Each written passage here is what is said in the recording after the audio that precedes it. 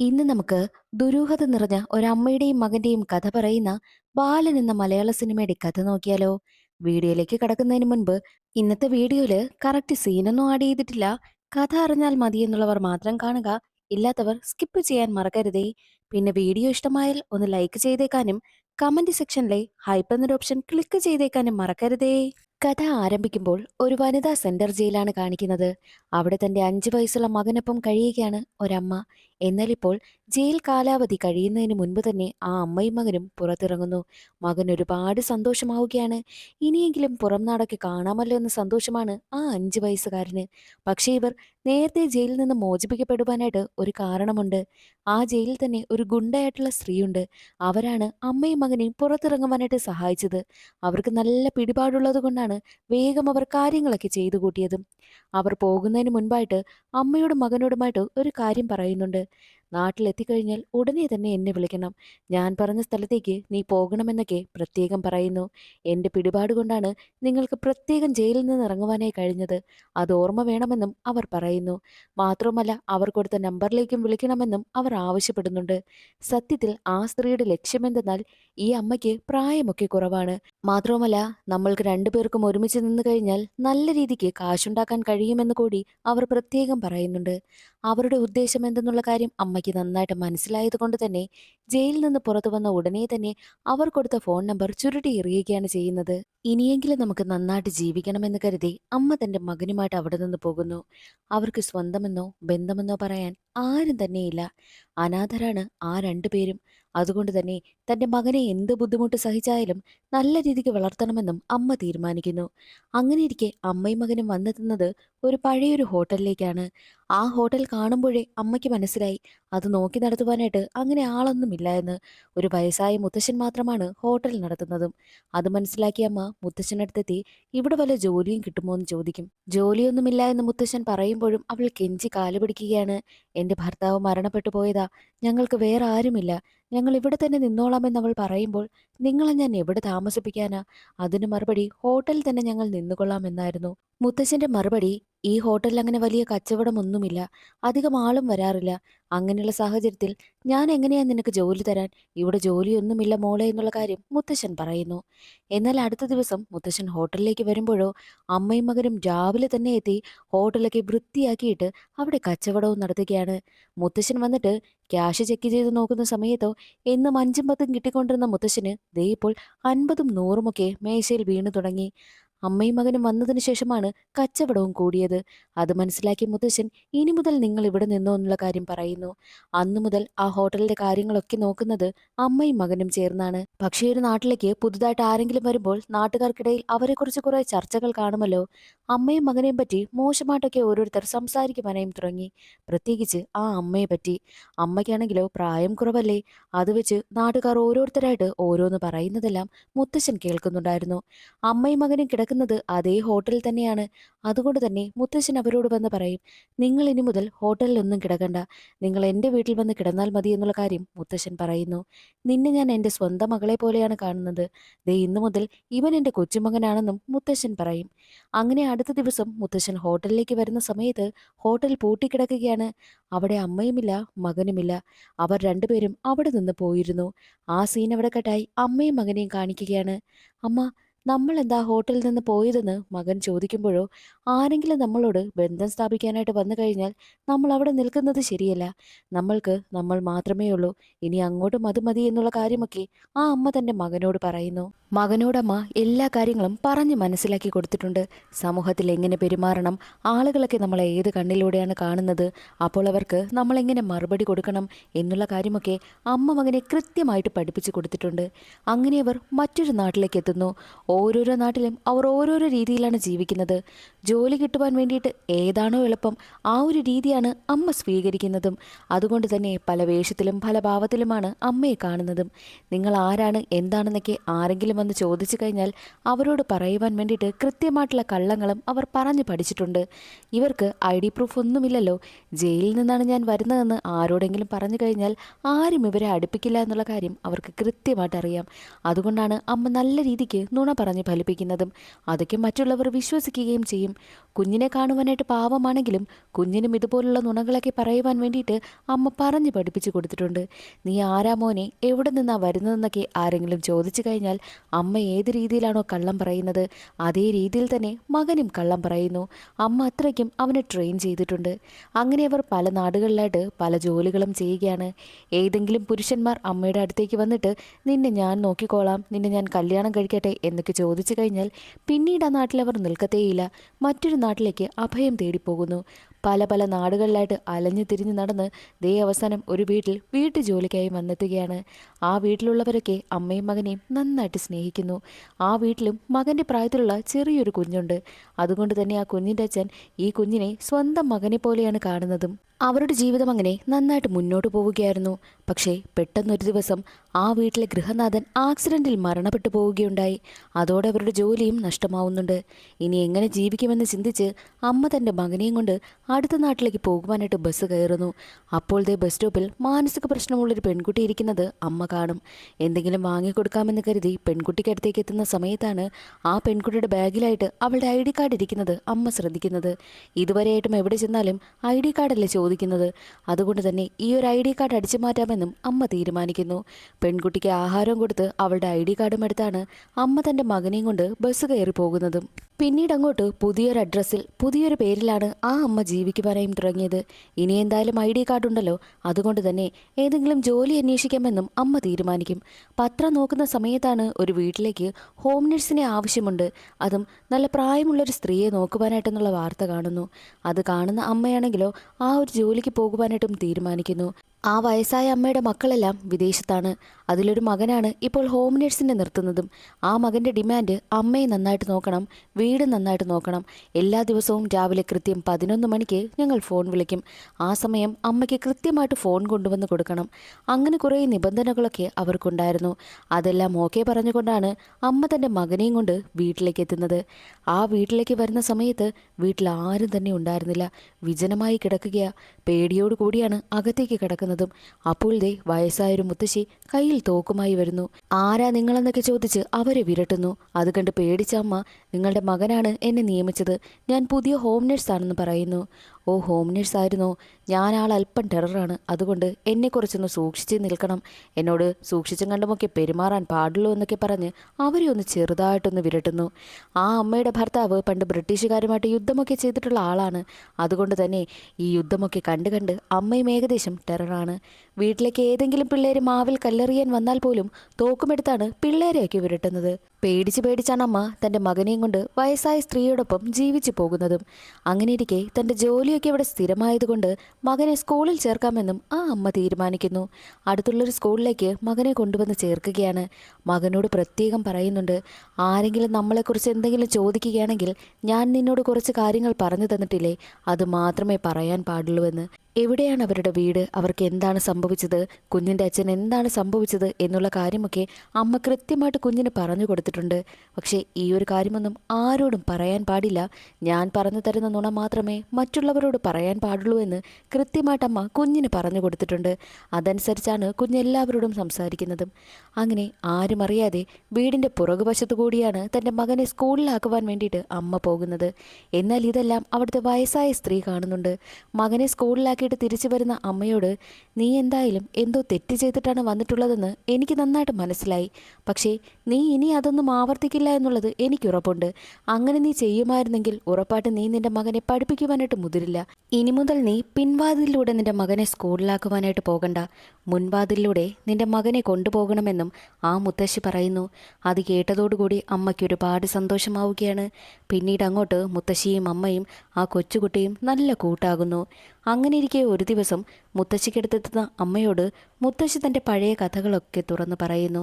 അതെല്ലാം അമ്മ കേട്ടുകൊണ്ടിരിക്കുകയാണ്. അല്ല, ഞാനല്ലേ പറഞ്ഞുകൊണ്ടിരിക്കുന്നുള്ളൂ, നീ നിന്നെക്കുറിച്ച് ഒന്നും ഇതുവരെയായിട്ടും പറഞ്ഞില്ലല്ലോ എന്ന് മുത്തശ്ശി ചോദിക്കുന്നു. അപ്പോഴാണ് അമ്മ ഒരു കഥ പറയുവാനായും ആരംഭിക്കുന്നത്. ഒരു നാട്ടിൽ ഒരു രാക്ഷസനുണ്ടായിരുന്നു. ആ രാക്ഷസനെ പാവം പെൺകുട്ടി വിവാഹം കഴിക്കും. അയാൾ രാക്ഷസനാണെന്നുള്ള കാര്യം അവൾക്ക് അറിയത്തേയില്ല. അയാൾക്കൊപ്പമുള്ള ജീവിതം അവളുടേത് നരകമായിരുന്നു. ഒരടിമയെ പോലെയാണ് അവൾ ജീവിച്ചിരുന്നത്. അങ്ങനെ ഇരിക്കെയാണ് അവൾ ഗർഭിണിയാണെന്നുള്ള കാര്യം അവൾ അറിയുന്നത്. കുഞ്ഞ് ജനിച്ചു കഴിഞ്ഞാൽ അവൾ എങ്ങനെയാണോ ഭർത്താവിന് അടിമയായി ജീവിക്കുന്നത്.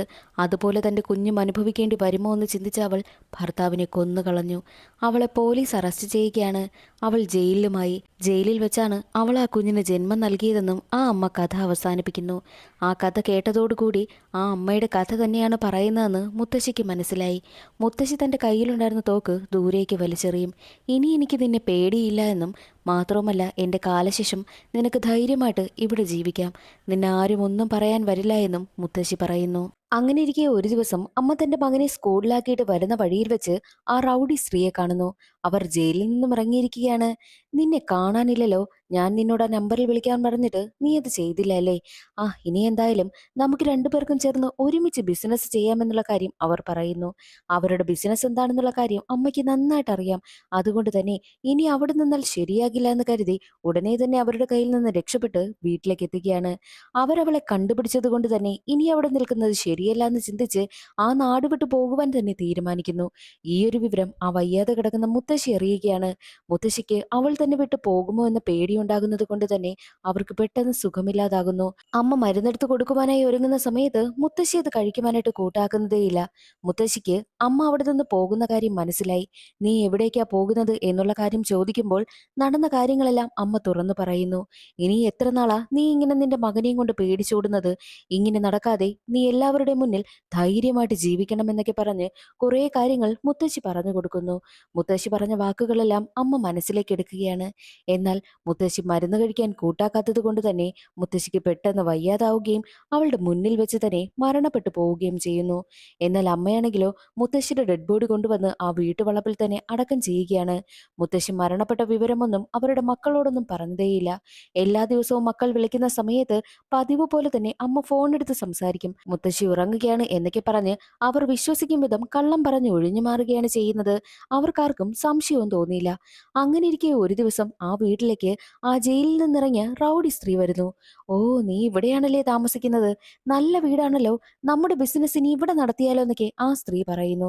അത് കേൾക്കുന്നതും അമ്മയ്ക്ക് വല്ലാതെ ദേഷ്യം വരും. അവിടെയുണ്ടായിരുന്ന മുത്തശ്ശിയുടെ തോക്കെടുത്ത് ആ സ്ത്രീയുടെ കഥ കഴിക്കുകയാണ് ചെയ്യുന്നത്. എന്നിട്ട് അവരെയും വീട്ടുവളപ്പിൽ തന്നെ കുഴിച്ചു മൂടുകയും ചെയ്യുന്നു. ഇനിയൊരു പ്രശ്നവുമില്ലല്ലോ, തന്റെ മകനൊപ്പം സമാധാനമായിട്ട് ജീവിക്കാമല്ലോ എന്ന് അമ്മ കരുതുന്ന സമയത്താണ് ഒരു ഫോൺ കോൾ വരുന്നത്. മുത്തശ്ശിയെ കാണുവാൻ വേണ്ടിയിട്ട് മുത്തശ്ശിയുടെ മക്കൾ വിദേശത്ത് നിന്നും സർപ്രൈസ് ആയിട്ട് വരുന്നു അത്രേ. അതറിഞ്ഞതോടുകൂടി അമ്മ വല്ലാതെ ഷോക്കായി പോവുകയാണ്. അയ്യോ, ഇനി എന്ത് ചെയ്യുമെന്ന് അമ്മ ചിന്തിക്കുന്നു. അതേ സമയം തന്നെയായിരുന്നു മകൻ സ്കൂൾ വിട്ട് ബസ് സ്റ്റോപ്പിൽ വന്ന് നിൽക്കുന്നത്. എല്ലാ സമയവും അമ്മയാണ് പോയി മകനെ കൂട്ടിക്കൊണ്ട് വരാറുള്ളത്. അമ്മ വരാതായതോടുകൂടി മകൻ അവിടെ അമ്മയെ കാത്ത് നിൽക്കുകയാണ്. അതേസമയം വീട്ടിലേക്ക് മുത്തശ്ശിയുടെ മക്കൾ വരുന്ന കാറ് വരുന്നു. അവരെയും ഇനി വെച്ചേ കണ്ട, അവരുടെ കഥ കഴിക്കാമെന്ന് കരുതി അമ്മ തോക്കുമായി നിൽക്കുകയാണ്. വാതിൽ തുറക്കുന്ന സമയത്ത് അവരെ ഷൂട്ട് ചെയ്യണം. അതിനായി നിൽക്കുകയാണ് അമ്മ. വാതിൽ തുറന്നതും ഷൂട്ട് ചെയ്യുന്ന ശബ്ദവും കേൾക്കുന്നു. എന്നാൽ മറ്റൊരു വശത്ത് ഒരുപാട് നേരമായിട്ട് ബസ് സ്റ്റോപ്പിൽ നിൽക്കുകയാണല്ലോ മകൻ. അവനാണെങ്കിലോ നിൽക്കുന്ന വേഷമൊക്കെ ഊരി ഇപ്പോൾ ജെട്ടിപ്പുറത്താണ് നിൽക്കുന്നത്. ഈ ഒരു വിവരം പോലീസുകാർ അറിയുന്നു. കുറേ നേരമായിട്ട് സ്കൂൾ വിട്ടൊരു കുട്ടി ബസ് സ്റ്റോപ്പിൽ തന്നെ നിൽക്കുകയാണെന്ന് ആളുകൾ പറഞ്ഞതുകൊണ്ട് തന്നെ സ്റ്റേഷനിൽ നിന്നും SI നേരെ കുട്ടിക്കടുത്തേക്ക് എത്തുന്നു. ആരാണ് നീ എന്നൊക്കെ ചോദിച്ചിട്ട് പോലും അവൻ മറുപടിയൊന്നും നൽകുന്നതേയില്ല. അവനെ ഉടനെ തന്നെ സ്റ്റേഷനിലേക്ക് കൂട്ടിക്കൊണ്ടു പോകുന്നു. അവന്റെ മാതാപിതാക്കൾ ആരെങ്കിലും വരട്ടെ, അപ്പോൾ വിട്ടയക്കാമെന്നാണ് പോലീസുകാർ കരുതുന്നത്. അന്നേ ദിവസം ആരും തന്നെ ഇവനെ കൂട്ടിക്കൊണ്ടു പോകുവാനായിട്ട് വന്നതേയില്ല. അതുകൊണ്ട് തന്നെ അടുത്ത ദിവസം രാവിലെ തന്നെ അവൻ നിന്ന ബസ് സ്റ്റോപ്പിലേക്ക് അവനെ കൂട്ടിക്കൊണ്ടുവരുന്നു. അപ്പോൾ ദേ അവൻ പഠിക്കുന്ന സ്കൂളിലെ ബസ് വരികയാണ്. അതിൽ നിന്നും ഒരു കുട്ടി അവനെ വിളിക്കുന്നു. നീ ഇന്ന് സ്കൂളിൽ വരുന്നില്ലേ എന്ന് ചോദിക്കുമ്പോൾ അവൻ പെട്ടെന്ന് തന്നെ അവിടെ നിന്ന് ഓടി രക്ഷപ്പെടുവാനായി ശ്രമിക്കും. അവന് പിന്നാലെ പോയ പോലീസ് ഉദ്യോഗസ്ഥനാണെങ്കിൽ അവനെ പിടികൂടുകയും വീണ്ടും സ്റ്റേഷനിലേക്ക് കൊണ്ടുവരികയും ചെയ്യുന്നു. ആ പയ്യന്റെ സ്കൂൾ മനസ്സിലാക്കിയ പോലീസ് ഉദ്യോഗസ്ഥൻ സ്കൂളിലേക്ക് എത്തി അവനെ കുറിച്ച് അന്വേഷിക്കുന്നു. ID കാർഡിൽ കൊടുത്തിരുന്ന അഡ്രസ് അന്വേഷിച്ചെത്തുന്ന സമയത്ത് അങ്ങനെ ഒരു പയ്യൻ ജീവിച്ചിരിപ്പില്ല. അവൻ മരിച്ചിട്ട് കുറേ നാളുകളായി എന്നുള്ള കാര്യം ആ വീട്ടിലുള്ളവർ പറയുന്നു. അതിൽ നിന്നും പേരും അഡ്രസ്സും ഫേക്ക് ആണെന്നുള്ള കാര്യം പോലീസ് ഉദ്യോഗസ്ഥന് മനസ്സിലായി. ആ പയ്യനെ കുറിച്ച് അന്വേഷിച്ച് അവസാനം ആ ഒരു മുത്തശ്ശിയുടെ വീടിന്റെ പരിസരത്തേക്ക് എത്തുന്ന സമയത്ത് അവിടെ ശരിക്കും ആള് കൂടി നിൽക്കുന്നു. എന്താണ് കാര്യമെന്ന് അന്വേഷിക്കുന്ന സമയത്ത് അവിടുത്തെ ഹോം നേഴ്സ് മുത്തശ്ശിയെ കൊലപ്പെടുത്തി. മുത്തശ്ശിയെ കാണുവാൻ വേണ്ടിയിട്ടെത്തിയ മക്കളെയൊക്കെ കൊലപ്പെടുത്തുവാനായിട്ട് ശ്രമിച്ചു.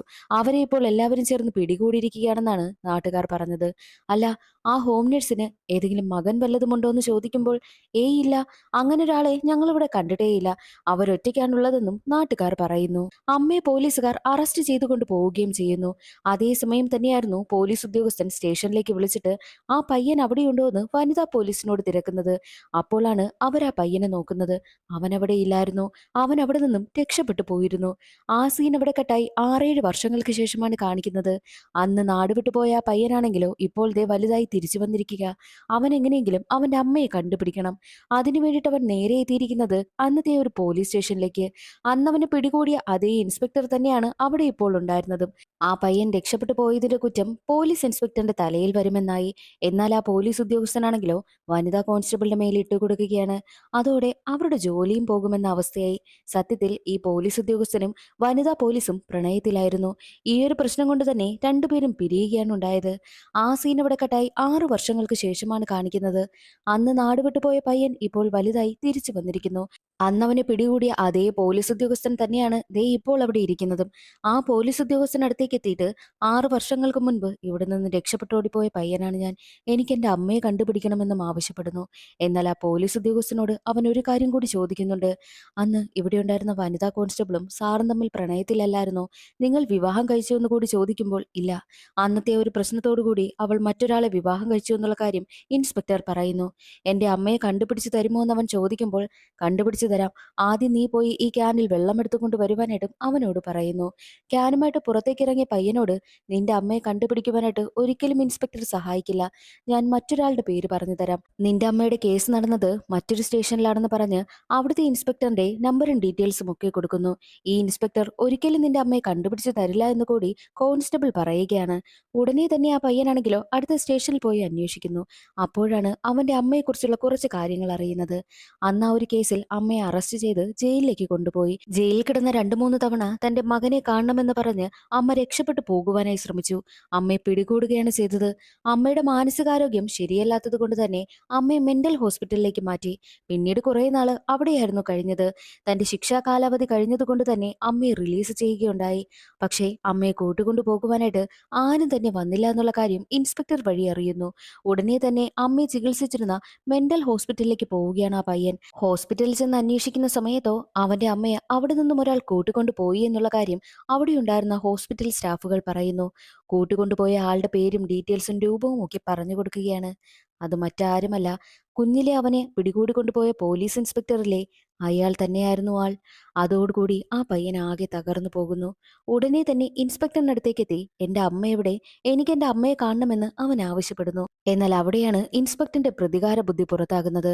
അന്ന് ആ പയ്യൻ രക്ഷപ്പെട്ടു പോയതുകൊണ്ട് മാത്രമാണ് ആ ഒരു ഇൻസ്പെക്ടറും വനിതാ കോൺസ്റ്റബിളും തമ്മിലുള്ള പ്രണയബന്ധം മുടങ്ങിപ്പോയതും വിവാഹം നടക്കാതായതും.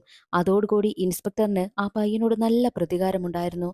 അവനോട് പ്രതികാരം വീട്ടുവാൻ വേണ്ടിയിട്ടാണ് അവന്റെ അമ്മയെ മെന്റൽ ഹോസ്പിറ്റലിൽ നിന്നും അയാൾ കൂട്ടിക്കൊണ്ടുപോയത്.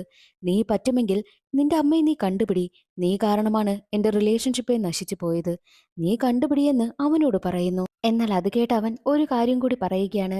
അന്നവൻ രക്ഷപ്പെട്ടു പോകുന്ന സമയത്ത് അതേ സ്റ്റേഷനിൽ നിന്നും ഒരു കള്ളനും കൂടി രക്ഷപ്പെട്ടു പോയിരുന്നു. അയാളുടെ പേര് അബ്ബാസ് എന്നാണ്. ആ അബ്ബാസിനെ ഞാൻ കാണിച്ചു തന്നു കഴിഞ്ഞാൽ നിങ്ങൾ എന്റെ അമ്മയെ കാണിച്ചു തരുമോ എന്ന് പോലീസ് ഇൻസ്പെക്ടറിനോട് ചോദിക്കുന്നു. പിന്നീട് ഒരു ഫ്ലാഷ് ബാക്ക് ആണ് കാണിക്കുന്നത്. അന്നേ ദിവസം ആ പയ്യൻ രക്ഷപ്പെട്ടു പോകുന്ന സമയത്ത് ഈ കള്ളനും ഉണ്ടായിരുന്നു. ഇവൻ കയറിയ അതേ ലോറിയിൽ തന്നെയാണ് അയാളും വന്ന് കയറുന്നത്. എന്നിട്ട് അയാൾ നടന്നു പോകുന്നതിന് പിന്നാലെ ഈ പയ്യനും അയാളെ ഫോളോ ചെയ്ത് പോവുകയുണ്ടായി. എന്നാൽ അയാൾ നടന്നു വരുന്ന സമയത്ത് 2 പോലീസുകാർ വരുന്നത് കൊണ്ട് തന്നെ അയാളുടെ കയ്യിലുണ്ടായിരുന്ന ഒരു സാധനം കുപ്പത്തൊട്ടിയിലേക്ക് വലിച്ചെറിയുന്നു. അത് പോലീസുകാർ കാണുന്നത് കൊണ്ട് തന്നെ കള്ളനെ പരിശോധിക്കുകയും കുപ്പത്തൊട്ടി പരിശോധിക്കുകയും ചെയ്തു. പക്ഷേ കുപ്പത്തൊട്ടിയിൽ നിന്ന് ഒന്നും തന്നെ കിട്ടിയില്ല. കാരണം അയാൾ വലിച്ചെറിഞ്ഞ ആ സാധനം ആ പയ്യൻ കൈക്കലാക്കിയിരുന്നു. പോലീസുകാർ എല്ലാവരും പോയ ഉടനെ തന്നെ അവനാണെങ്കിൽ അത് കൊണ്ടുവന്ന് കള്ളനെ ഏൽപ്പിക്കുകയുണ്ടായി. എന്റെ അമ്മയെ കണ്ടുപിടിക്കുവാനായിട്ട് എന്നെ സഹായിക്കുമോ എന്ന് കള്ളനോട് ചോദിക്കുന്നു. സഹായിക്കാമെന്ന് പറഞ്ഞ് കള്ളൻ അവനെ കൂടെ കൂട്ടുകയാണ് ചെയ്യുന്നത്. അടുത്ത ദിവസം അവന്റെ അമ്മയെ അന്വേഷിച്ച് സിറ്റിയിലേക്ക് പോവുകയാണ് കള്ളൻ ചെയ്യുന്നത്. തിരിച്ചു വരുന്ന സമയത്ത് അമ്മയെക്കുറിച്ച് കൂടുതൽ ഡീറ്റെയിൽസ് ഒന്നും അറിയാൻ കഴിഞ്ഞില്ല എന്നുള്ള കാര്യം കള്ളൻ പറയുന്നു. എന്നിട്ട് അവന് ഒരു ഡ്രസ്സും വാങ്ങിക്കൊണ്ട് വരികയാണ്. അതവനെ ഇടിയിപ്പിക്കുകയും ചെയ്യുന്നു. പിന്നീട് അങ്ങോട്ട് അയാൾ നടത്തുന്ന മോഷണങ്ങൾക്കെല്ലാം ഈ പയ്യനെയും കൂട്ടിന് കൊണ്ടുപോവുകയാണ് ചെയ്യുന്നത്. അവനെ കൊണ്ട് ചെറിയ ചെറിയ മോഷണങ്ങളൊക്കെ ചെയ്യിപ്പിക്കുന്നു. മാത്രമല്ല അവനെ ബാറിലും ജോലിക്ക് നിർത്തുകയാണ്. അവൻ നന്നായിട്ട് ജോലി ചെയ്യുന്നത് കൊണ്ട് തന്നെ ബാറിന്റെ ഓണറാണെങ്കിൽ ഇവനെ എന്റെ കൂടെ നിർത്തുമോ എന്ന് ചോദിക്കുമ്പോൾ അതിന് ആ കള്ളൻ സമ്മതിക്കുകയില്ല. എപ്പോഴൊക്കെ അമ്മയെ കണ്ടുപിടിച്ച് തരുമോ എന്നൊക്കെ അവൻ ചോദിക്കുന്ന സമയത്തും കണ്ടുപിടിച്ച് തരാമെന്ന് മാത്രമേ കള്ളൻ പറയുന്നുണ്ടായിരുന്നുള്ളൂ. അങ്ങനെ ഏകദേശം 6 വർഷം കടന്നുപോയി. ഇനി ഇയാൾക്കൊപ്പം നിന്നിട്ട് കാര്യമില്ല, ഞാൻ തന്നെ പോയി എന്റെ അമ്മയെ കണ്ടുപിടിക്കണമെന്ന് അവൻ തീരുമാനിക്കും. അങ്ങനെയാണ് കള്ളന്റെ അടുത്ത് നിന്നും നേരെ തന്റെ അമ്മയെ അന്വേഷിച്ചെത്തുന്നതും. ഫ്ലാഷ് ബാക്ക് അവിടെ അവസാനിച്ച് പയ്യൻ നേരെ ഇപ്പോൾ കള്ളനടുത്തേക്ക് തിരികെ വന്നിരിക്കുകയാണ്. അപ്പോൾ അയാൾ പറയുന്നത്, നീ വന്ന ആ സമയം തന്നെ ഞാൻ നിന്റെ അമ്മയെ അന്വേഷിച്ച് പോയില്ലേ? അപ്പോൾ തന്നെ നിന്റെ അമ്മ ജയിലിലാണെന്നും അവിടെ നിന്നും നിന്റെ അമ്മയെ നേരെ മെന്റൽ ഹോസ്പിറ്റലിലേക്ക് മാറ്റി. മെന്റൽ ഹോസ്പിറ്റലിൽ നിന്നും ശിക്ഷ കാലാവധിയെല്ലാം കഴിഞ്ഞതോടുകൂടി ഒരാൾ വന്ന് കൂട്ടിക്കൊണ്ടു പോവുകയുണ്ടായി. അതാ സ്റ്റേഷനിലെ ഇൻസ്പെക്ടർ ആണെന്നുള്ള കാര്യം ഞാൻ കണ്ടുപിടിച്ചു എന്നുള്ളതും കള്ളൻ പറയുന്ന സമയം തന്നെയായിരുന്നു അവിടേക്ക് പോലീസ് ഇൻസ്പെക്ടർ ഒക്കെ എത്തുന്നത്. അയാൾ ഈ കള്ളനെ പിടികൂടി കൊണ്ടുപോകുവാൻ വന്നതാണ്. ഈ പയ്യനാണ് ഒറ്റിയതെന്നുള്ള കാര്യം കള്ളന് മനസ്സിലായി. നീയാണല്ലേ എന്നെ ഒറ്റിയതെന്ന് ചോദിച്ച് സങ്കടത്തോടു കൂടി പോലീസുകാർക്കൊപ്പം പോകുന്നു. അവൻ പറഞ്ഞ കാര്യം നിറവേറ്റിയല്ലോ, കള്ളനെ പിടികൂടുവാനായിട്ട് സഹായിച്ചില്ലേ? ഇനി എന്റെ അമ്മ എവിടെയാണെന്ന് എനിക്കൊന്ന് കാണിച്ചു തരുമോ എന്ന് പോലീസ് ഇൻസ്പെക്ടറിനോട് ചോദിക്കുന്നു. അയാളാണെങ്കിലോ അവനെയും കൂട്ടി ഒരു സ്ഥലത്തേക്ക് വരികയാണ്. അവിടെ ഒരു സെല്ലുണ്ട്. ആ സെല്ലില് അവസാനത്തെ സെല്ലിൽ ചെന്ന് നോക്കുവാൻ വേണ്ടിയിട്ടാണ് പോലീസ് ഇൻസ്പെക്ടർ പറയുന്നത്. അവൻ ചെന്ന് നോക്കുന്ന സമയത്ത് ആളിനെ കണ്ടതും അവൻ ഞെട്ടി അവിടെ നിന്ന് ഓടുന്നു. അത് മറ്റാരുമല്ല, സിനിമ തുടങ്ങുന്ന സമയത്ത് ബസ് സ്റ്റോപ്പിൽ ഒരു മാനസിക നില തെറ്റിയ ഒരു പെൺകുട്ടിയിരുന്നു. അവിടേക്ക് ഈ അമ്മാക്കുട്ടിക്ക് എന്തെങ്കിലും ആഹാരം കഴിക്കുവാനായിട്ട് കൊടുക്കാമെന്ന് കരുതി പോയില്ലേ, ആ പെൺകുട്ടി തന്നെയായിരുന്നു അവിടെ ഉണ്ടായിരുന്നത്. എന്താണ് സംഭവിച്ചെന്നാൽ പിന്നീട് ഒരു ഫ്ലാഷ് ബാക്കിലൂടെയാണ് കാണിക്കുന്നത്. അന്ന് ആ മുത്തശ്ശിയുടെ മക്കൾ സർപ്രൈസ് ആയിട്ട് മുത്തശ്ശിയെ കാണുവാൻ വീട്ടിലേക്ക് വരുന്നു എന്ന് പറഞ്ഞ ദിവസമില്ലേ, അമ്മ ആരും അറിയാതെ വീട്ടിൽ നിന്നും പുറത്തിറങ്ങി ബസ് സ്റ്റോപ്പിലുണ്ടായിരുന്ന മാനസിക നില തെറ്റിയ പെൺകുട്ടിയെ വീട്ടിലേക്ക് കൂട്ടിക്കൊണ്ടുവന്നു. എന്നിട്ട് അവൾക്ക് നല്ല ഡ്രസ്സൊക്കെ ധരിപ്പിച്ചതിന് ശേഷം അവളുടെ കയ്യിൽ തോക്കും കൊടുത്തിരുത്തി. മുത്തശ്ശിയുടെ മക്കൾ വീട്ടിലേക്ക് വരുമ്പോൾ കാണുന്ന കാഴ്ച തോക്കുമായിട്ടിരിക്കുന്ന മാനസിക നില തെറ്റിയ പെൺകുട്ടിയാണ്. മാത്രവുമല്ല മുത്തശ്ശി മരണപ്പെട്ടു പോയി എന്നുള്ള കാര്യവും വീട്ടുകാർ കണ്ടുപിടിച്ചു. അതോടുകൂടി ഈ പെൺകുട്ടിയാണ് മുത്തശ്ശിയെ കൊന്നതെന്ന് എല്ലാവരും വിശ്വസിച്ചു. ആ പെൺകുട്ടിയെ അവിടെ ഇരുത്തിയിട്ട് അമ്മ അവിടെ നിന്നും രക്ഷപ്പെട്ടു പോവുകയാണ് ചെയ്തത്. അതെല്ലാം അമ്മയുടെ പ്ലാനായിരുന്നു. അതുകൊണ്ട് തന്നെയാണ് മാനസിക നില തെറ്റിയ പെൺകുട്ടി അകത്തായതും അമ്മ അവിടെ നിന്നും രക്ഷപ്പെട്ടു പോയതും. അങ്ങനെ ഇപ്പോൾ മകൻ ചിന്തിക്കുന്നത്, അമ്മ പണ്ട് പറഞ്ഞിട്ടുണ്ട്, എത്ര താമസിച്ചാലും ബസ് ഇറങ്ങിക്കഴിഞ്ഞാൽ അവിടെ എന്നെ കാത്തു നിൽക്കണം, ഞാൻ ബസ് സ്റ്റോപ്പിൽ വരുമെന്ന്. അന്ന് പറഞ്ഞ വാക്ക് മകന് ഓർമ്മയുള്ളത് കൊണ്ട് തന്നെ അതേ പഴയ ബസ് സ്റ്റോപ്പിലേക്ക് തന്നെ മകൻ പോകുന്നു. അമ്മയെ കാത്ത് അവിടെ നിൽക്കുന്ന സമയം അവനടുത്തേക്ക് അവന്റെ അമ്മ നടന്നു വരികയാണ്. കുറേ വർഷങ്ങളായിട്ട് അമ്മ ആ ബസ് സ്റ്റോപ്പിൽ അവനെ കാത്തു നിൽക്കുക. അവിടെ തന്നെയാണ് അമ്മ ജോലി ചെയ്യുന്നതും. എന്നെങ്കിലും തന്റെ മകൻ വരുമെന്ന പ്രതീക്ഷ അമ്മയ്ക്കുണ്ടായിരുന്നു. അങ്ങനെ ദേ ഇപ്പോൾ അവനെ കണ്ടുപിടിച്ചിരിക്കുകയാണ്. അമ്മ, എന്താണിനി എന്റെ പേര്? ഞാൻ ഇനി എന്ത് കള്ളമാണ് എല്ലാവരോടും പറയേണ്ടതെന്നൊക്കെ അമ്മയോട് ചോദിക്കുന്നു. ബാ പറഞ്ഞു തരാമെന്ന് പറഞ്ഞ് അമ്മ തന്റെ മകനെ കൂട്ടിക്കൊണ്ടു പോകുന്നിടത്ത് സിനിമയുടെ കഥയും അവസാനിക്കുന്നു. ഇന്നത്തെ ഈ ഒരു വീഡിയോ എല്ലാവർക്കും ഇഷ്ടമായെന്ന് കരുതുന്നു. ഇഷ്ടമായാൽ ഒന്ന് സപ്പോർട്ട് ചെയ്യാൻ മറക്കരുതേ. അടുത്തൊരു വീഡിയോയിൽ കാണാം. അതുവരെ എല്ലാവർക്കും ബൈ.